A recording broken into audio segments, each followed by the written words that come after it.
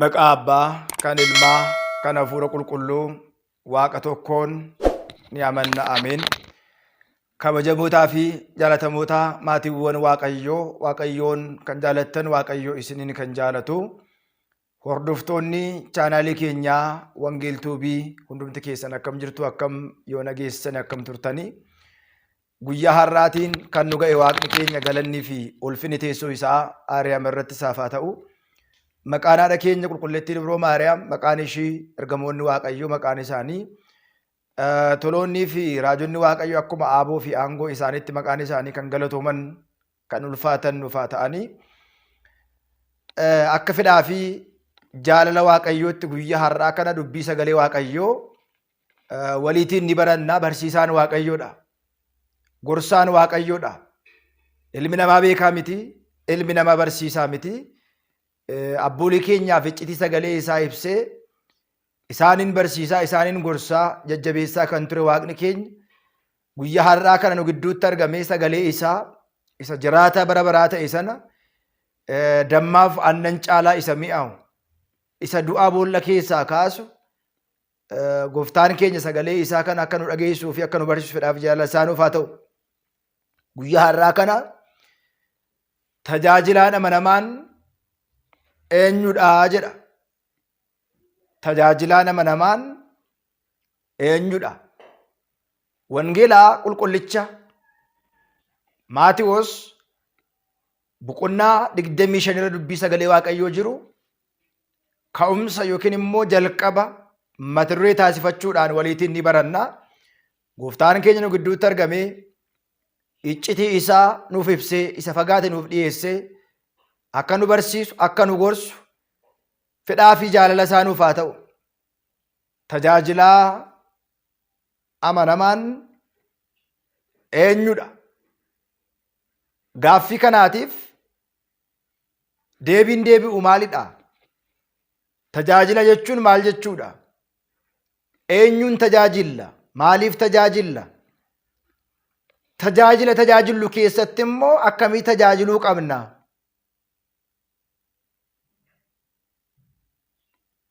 Isa jedhuu fi yoo tajaajiluu immoo baanne rakkoo maalii qaba? Isa jedhus ni kaasnaa. As keessatti imaanaan maalidha? Yookiin immoo isa afaan Amaariffaatiin adaraa jennu jechaadha. Imaanaa yookiin immoo adaraan maalidha? Namoonni abalu imaanaa cabsee, imaanaa nyaatee, imaanaa isaa diige jedhanii namoonni gaafa dubbatan baay'oolii isaanii dhageenya jechaadha. Imaanaan maalidha? Amanamummaan maalidha? Maaliif amanamna? Amanamuu yoo baanne rakkoo maalii qabasa jedhu waliitiin ni ilaallaa.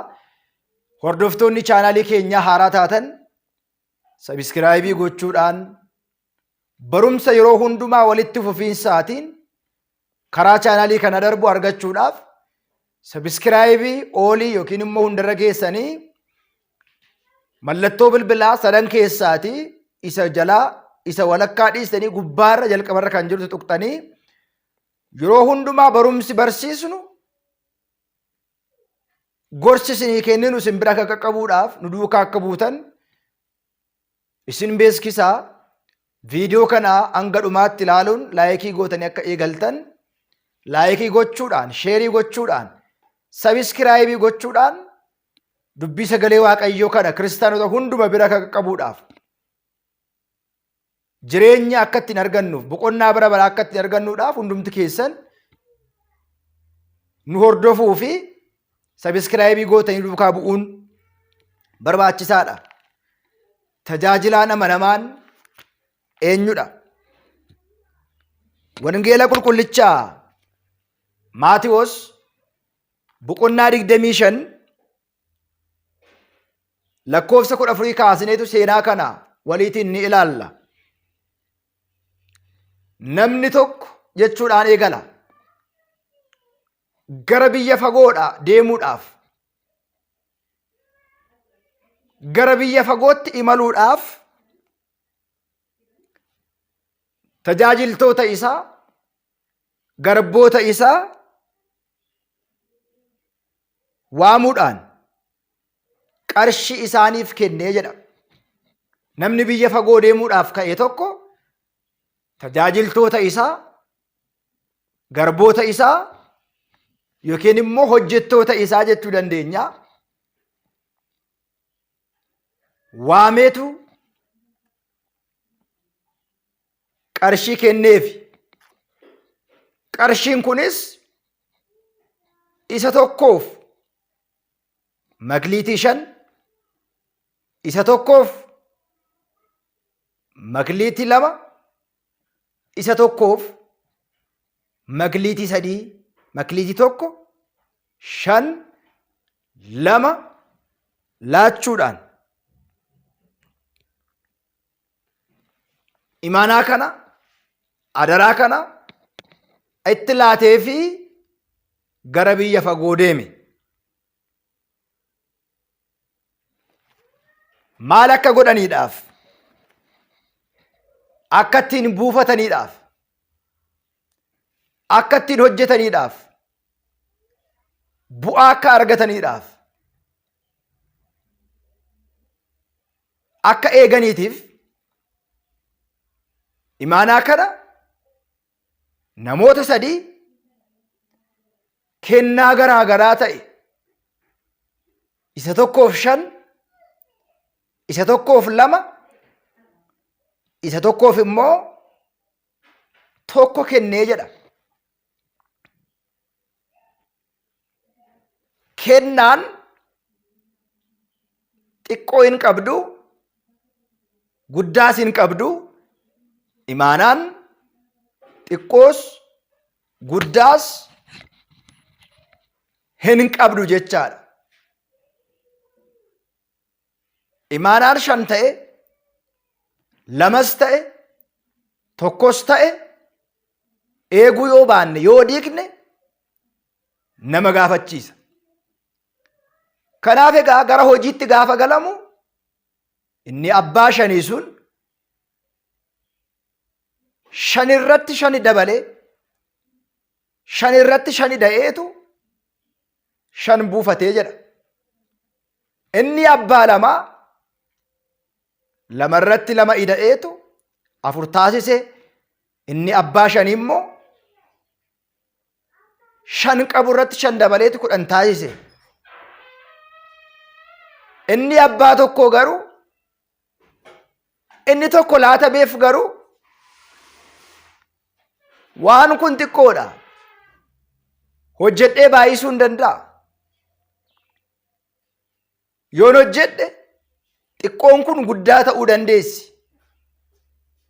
Eebbatti argachuu hin danda'a. Suga Waaqayyootti argachuu hin danda'a jedhee otoo hin yaadiin jalqabuma ka'ee xinnoo kana ilaalee maalla dhibdeedhaan kaka'ee yaada tokko keessaatti yaadee jedha. Amma yoon hojii eegale kassaruu hin danda'a, kisaaraa isa jennu. Na jalaa baduu danda'a, na jalaa hirrachuu danda'a. Na jalaa fudhatamuu danda'a jechuudhaan dhibaa'ummaadhaan dhimma kana ilaalee dursee yaadota baay'ee yaaduudhaan kassaruu hin danda'a, bu'aa dhabuu hin danda'a, keessaa hir'isuu hin danda'a. Yoon harkaatii bade,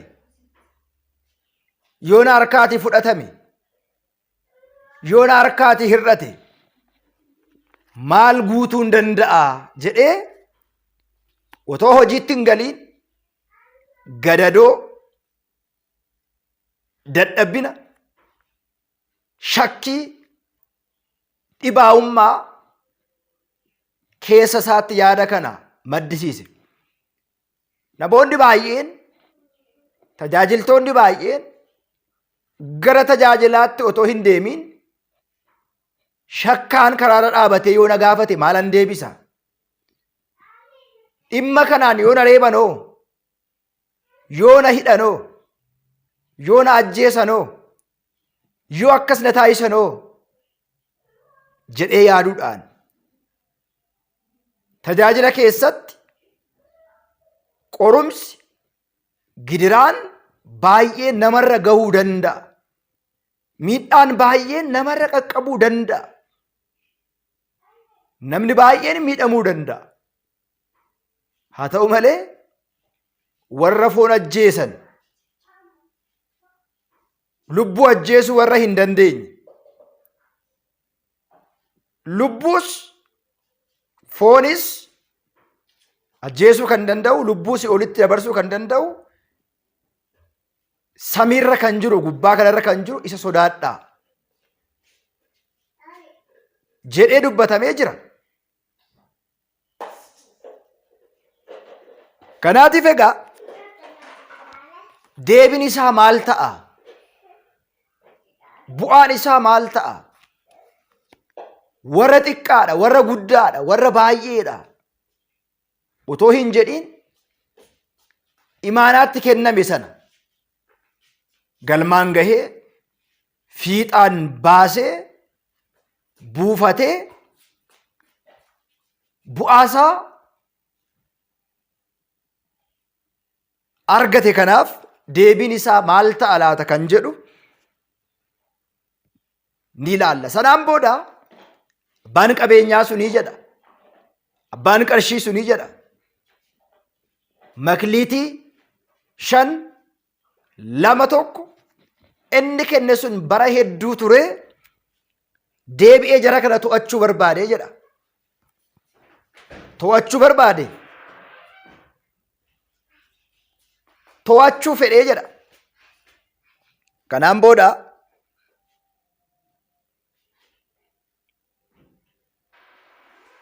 gaafa inni deebi'ee dhufu, yaa gooftaa safartoo 5 makliitii 5 natti laatteetta. 5 irratti 5 ida'e.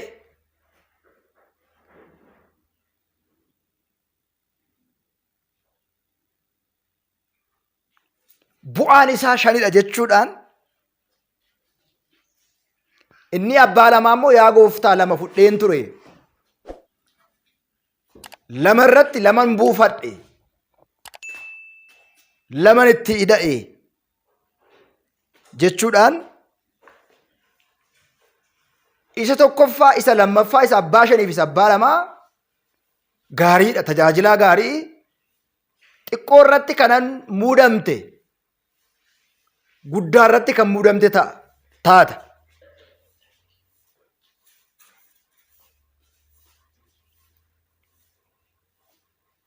Gara gammachuu gooftaatti galii ittiin jedhe. Inni abbaa lamaas akkuma kana dhiyaatee yaa gooftaa 2 ture kan naa kennite, 2 itti dabale 4 ta'eera.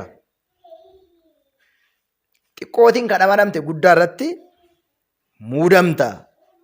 Gara gooftaa gammachuu gooftaatti gali. Abbaan makliitii tokko garuu kan inni fudhate gooftaatti dhiyaate, yaa gooftaa ati lafa hin facaasne kan walitti qabdu, gara jabeessa ta'uu kee beekeen lafa qofforeetan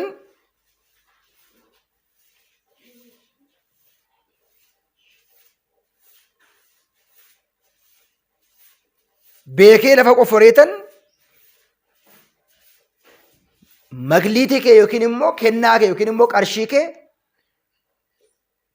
awwaale. Kanaaf ati gara jabeessadha. Gara jabeessa ta'uu kee waanan beekeef, waanan bareef qarshiiti naa kennite, lafa qofforeetan awwaale. Makliitiin kee yookiin immoo kennaan kees jira. Gooftaanis deebisee akkana jedhe, ati tajaajilaa hamaa kan taate,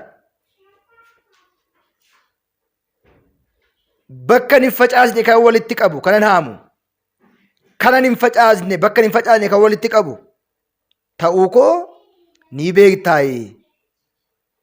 Kanaaf qarshii kana warra qarshii jijjiiraniif kennuudhaaf sirra ture. Anis immoo dhufee bu'aan qabu faana nan fudhadhan ture. Kanaaf kennaa kana fudhadhu, warra 10 qabuudhaaf ida'i, warra 10tiif ida'i, laadhu. Kan qabuuf ni ida'ama, ni dabalama. Kan hin qabne garuu ishumti sun iyyuu immoo harkaatii fudhatamti. Kan hin fayyanne tajaajilaa dhibaa kana gara alaatti baasaa. Lafa dukkanaatti, bakka sana rakkoon, gidiraan, ilkaan bakka walitti ciinamu ni ta'a. Ilmi namaa kabajaatiin, ergamoota Waaqayyoo waliitiin yeroo dhufutti teessoo kabajaa irra aangootiin ni taa'a. Ahzaabonni hundumtiyyuu fuula isaatti walitti qabamu jedheetu yaada kana bal'inaatiin kaa'a. Torbeen torbaffaa sooma gooftaa keenya qoricha keenya Iyyasuus Kiristoos Gabraheer jedhameetu beekama. Gabraheer jechuun afaan Gi'izii gaafa ta'u tajaajilaa amanamaa jechuudha. Tajaajilaan amanamaan immoo eenyudha? Akka isa 2 kennamee fi 2 buufatee 4 taasisee moo akka isa 5 kennee fi 5 buufatee 10 taasisee moo akka isa tokkitti fudhatee ishimayyuu immoo otoo hojiitti hin galin, otoo hin tajaajilin, dhibaa'ummaadhaan waan isaaf kenname fiixaan otoo hin baasin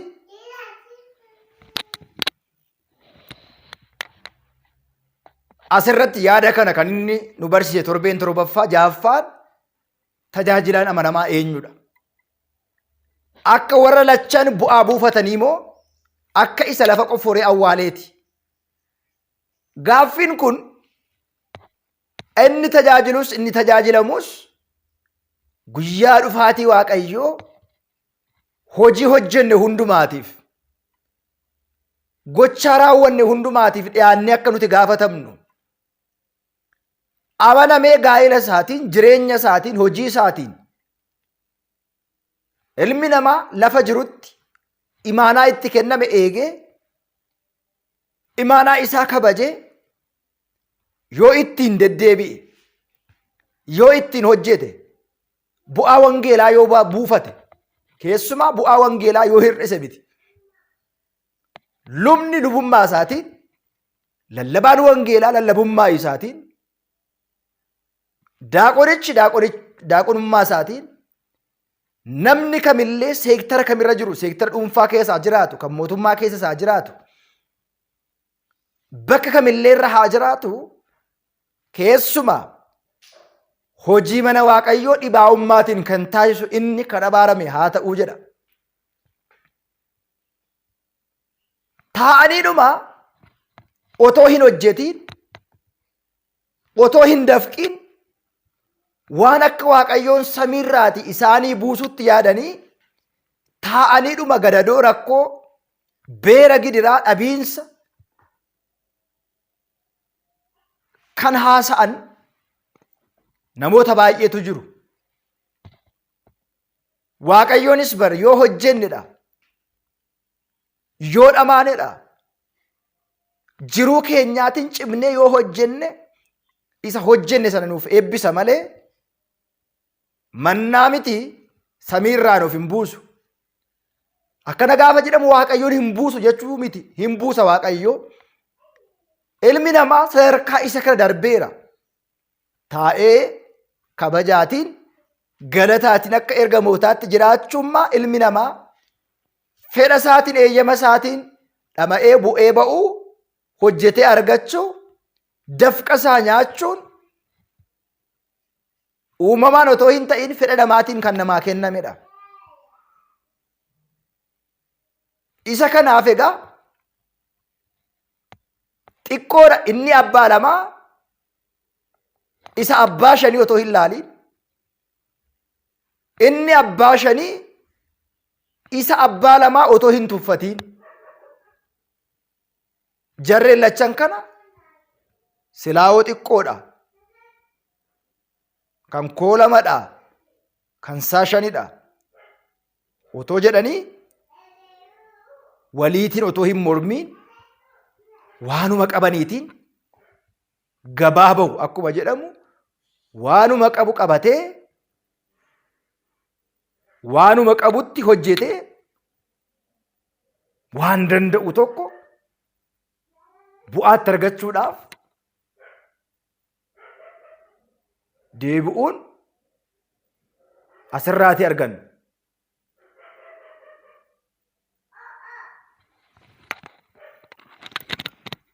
Isaan kana lachan irraati kan laallu wal mormuu dhiisuudhaan kan koo isa caalaa kan saa kan koo gadi otoo hin jedhiin waan qabnuutiin tajaajiluun lafuma jirru irratti imaanaa nutti kenname hunduma eeguudha kan qabnu. Bara kana keessa rakkoon uumamaa kan jiru gaa'ila keessatti, waajjira mootummaa keessatti, waajjira dhuunfaa keessatti tajaajiltoota gidduutti rakkoon guddaan isa kamidha? Amanamummaa dhabuudha. Amanamummaa dhabuun addunyaa kana raasaa jira.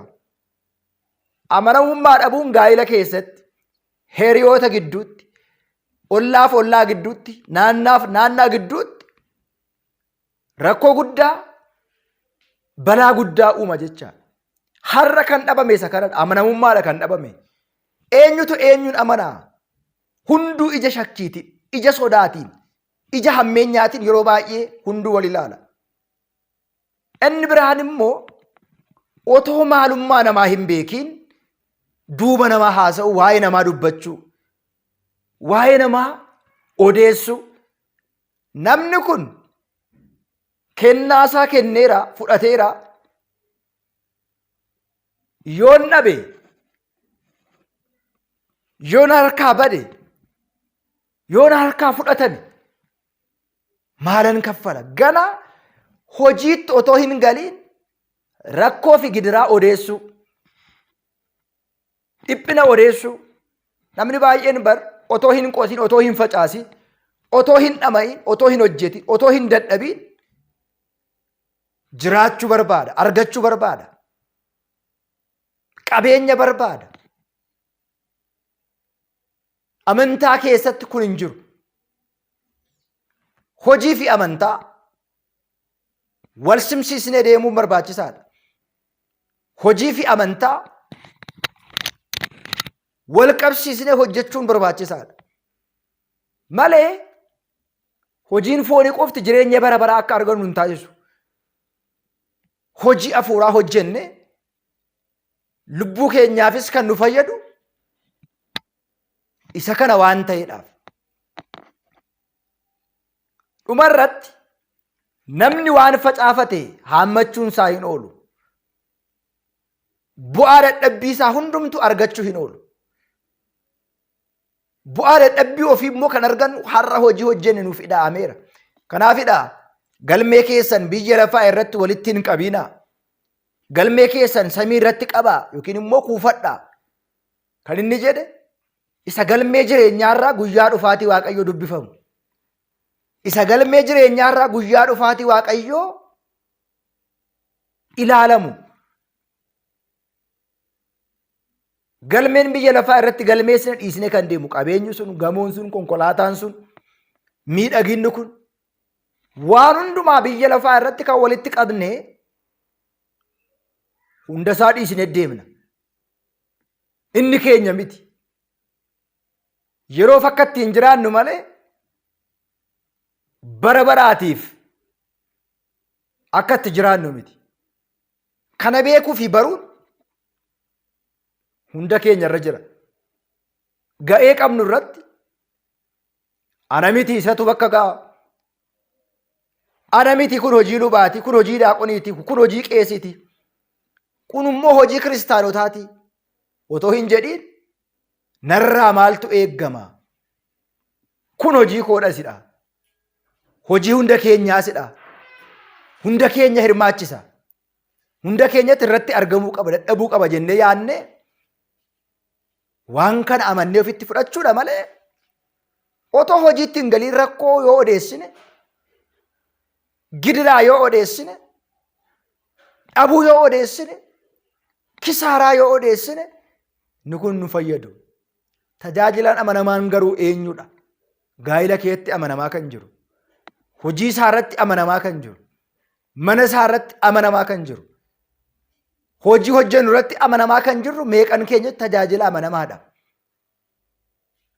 Bu'aa kan qabu bu'aa buusee, kan qabu irratti ida'ee, kan qabu balleessee otoo hin ta'in, kan kennameef awwaalee otoo hin ta'in, kan kennameef facaasee biqilchee firiitti buufatee meeqan keenyatti deddeebi'aa jira?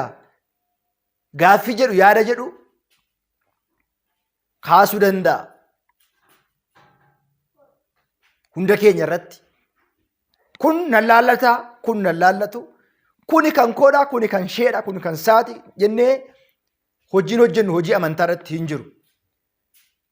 Inni guddaan xiqqaas kan hojjete, guddaas kan hojjete, namni silaafis hojii hojjechuu malu amma dandeettii isaa qofaa hojjeta. Amma beekumsa isaa qofaa hojjeta. Ani amma tajaajilli koo, barsiisinni koo amma hin danda'uuf amma hin beeku qofaadha. Maaliif humnaa ol waan hin dandeenye akkan hojjedhu, waan humna koodhaa ol ta'e akkan tajaajilu dirqama natti kenname tokko illee hin jiru. Humna koodhaan amma beekumsa kootti, amma dandeettii kootti ga'een ba'uu qabu hunda sana raawwadhee argamuun qaba malee waan humnaa ol ta'etti seenee, waan humnaa ol ta'etti galee ittiin dhiphadhu, ittiin dhiphachuu hin qabu. Waanuma dandeettii kooti maal hojjechuun qaba? Waan beekumsa kooti maal hojjechuun qaba? Keessumaa immoo imaanaan rakkisaadha. Lafa irratti qofaa miti, samii irrattis nama gaafachiisa. Imaanaa naa qabii, ittiin hojjedhu, bu'aa buufadhu jedheetu itti laate. Gara biyya fagoo deemi. Bu'aa nurraatii eega namni kun. Maatiin keenyas kanumadha. Nurraatii bu'aa qabu barbaadu. Maatiin keenya nu dadhabanii, nu dhalanii, nu dhalchanii, nu faana rakkatanii, waa meeqa ta'anii gaafa nu guddisan nurraatii waan eegantu jira. Ilmi koo baratee, ilmi koo hojjetee iddoo guddaa naaf ga'a. Intalli koo barattee hojjettee iddoo guddaa naaf geessi. Biyya Arabaa deemtee ofis jijjiirti, anaafis jijjiirti, obboloota ishiitiifis firoota ishiitis taati jedhaniitu maatiin keenya Arabatti yookiin immoo maatiin keessan Arabatti isin ergu. Sinirraa immoo waa eegu, jireenya eegu, gaa'ila eegu, waan gaarii eegu, bu'aa eegu, gaa'ila gaarii sinirraa eegu, kabaja gaarii intalli keessan yookiin immoo intalli isaanii akka isaan kabachiistu, akka isaan salphistu miti. Meeqan keenyatu maatii keenya kabajee kabaja maatii keenyaaf gammachuu ta'ee jira isa jedhu deebii isaa nutu beeka. Meeqan keenyatu maatii keenya kabajee, meeqan keenyatu immoo maatii keenya salphise. Meeqan keenyatu imaanaa keenya eege. Meeqan keenyatu immoo imaanaa keenya nyaate yookiin immoo jigse. Fakkeenyaatiif namni tokko qarshii naa qabi jedhee qarshii gaafa nutti kennu hin balleessina yoo ta'e. Qodaa fakkeenyaatiif ijoolleen Araba jiran amma maatii koo biraatiin qodaa kana naa kenni jedhaniitu alarraatii maranii ashaganii itti laatu. Meeqan keenyatu bakka geessuuf qabnu sana geessa. Namni karaatti hambise hin jiru. Namni waadaa nyaate hin jiru. Namni waadaa diige hin jiru. Shamarroonni baay'een gaafa Itoophiyaa keessaa deeman obboloota isaaniitiif waadaa galanii kakatanii bahu. Achi gaafa ga'an garuu waadaa sana diigu. Hin jijjiiramu. Namatti jijjiiramuu, namatti amala addaa agarsiisu. Kun barbaachisaa miti, kuni gaarii miti, kuni fudhatama hin qabu, kana Waaqayyoon hin jaalatu, kana Rabbis hin jaalatu, namnis hin jaalatu. Inni guddaan amanamuun har'aaf miti boriif. Amanamuun har'aaf miti jireenya fooniif qofa miti jireenya bara baraa argachuudhaaf guyyaa gaaffii sana nuu dhiyaatu sana deebii deebisuudhaaf har'a amanamnee argamuun imaanaa keenya eeguun imaanaa nutti kenname kabajuun hunda keenya irra jira. Hojii amantaa irratti immoo ga'ee nurraa barbaachisu guunnee argamuudha. Waan imaanaa nutti kenname sana eegnee deddeebi'uun barbaachisaadha. Kanaaf tajaajilaan amanamaan eenyudha? Keessumaa dhuguma nama amanamuu dhabame. Amanamuu dhabuun namootaa rakkoo guddaa biyya kana irra qaqqabsiiseera. Addunyaa hunda raasaa jira. Wal shakkuun walirratti ka'uun wal irraa fudhachuun namoota baay'ee gatii qaqqaalii ta'e kaffalchiisee jira. Tajaajilaan amanamaan eenyudha? Amanamaa taanee firii 30,60,100 buufanne dhaga'uu qofa otoo hin ta'in firii itti hiiknee jireenya bara baraa akka argannuuf mootummaa isaa akka dhaalluudhaaf Waaqayyoon nu haa gargaaru. Torbeen jaaffaa Gabraheer tajaajilaa amanamaa isa dhugaan hojjetu isa bu'aa buusee argamu waa'ee kana nu barsiise waan ta'eedhaaf torbeettaan immoo seenaa biraa barumsa biraatiin walagarra torbee jaaffarra geenye irraa Waaqayyoof galanni haa ta'u. Yeroo qabnu irratti sa'aatii kana ida'ee guyyaarraan kan nu ga'e torbee immoo nagaan nu haa qaqqabsiisu. Isinis dhageessanii kan ittiin baddan otoo hin ta'in firii 60,100 buufattanii akkasiin deddeebitan Waaqayyoon isin haa gargaaru. Hunduma keenya nu haa gargaaru. Sagalee jireenyaa nu haa dhageessu. Galanni Waaqa Abbaa Ilmaa Hafuura Qulqulluutiif haa ta'u. Nagaatiin turaa kabaja argadhaa. Sabiskiraayibii fi laayikii sheer gochuun nu hordofaa. Dhaamsa keenyadha. Nagaatiin naa turaa nu haa turu. Wasubaat እግዚአብሔር ወለወላቱን